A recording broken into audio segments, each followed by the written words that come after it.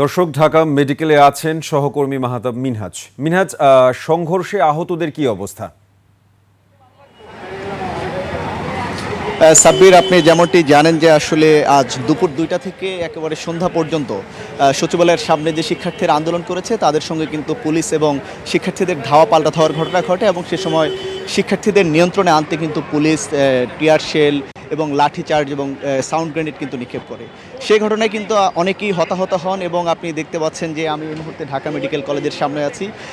এখানে কিন্তু হতাহতদের এখন পর্যন্ত আমার কাছে যে সর্বশেষ তথ্য রয়েছে 87 জন এসেছেন ঢাকা মেডিকেলে চিকিৎসা নেওয়ার জন্য। এর মধ্যে দুজনের অবস্থা একটু বেশি খারাপ হয়, তাদেরকে ঢাকা মেডিকেল কলেজে ভর্তি করা হয়েছে এবং এর মধ্যে একজনের অবস্থা একটু বেশি গুরুতর, তাকে অবজারভেশনে রাখা হয়েছে। আর বাকিরা হচ্ছে প্রাথমিক চিকিৎসা নিয়ে কিন্তু তারা বাসায় ফিরে যাচ্ছেন।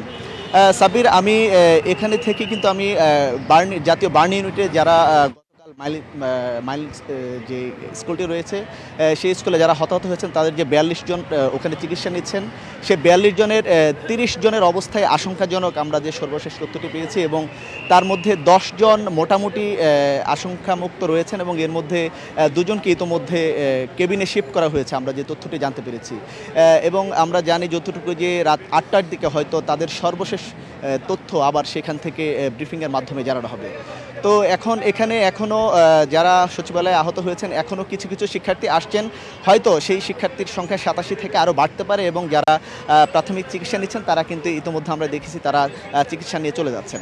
তো এই সব কিছু মিলে আমার কাছে এ ছিল সর্বশেষ তথ্য হতাহতদের।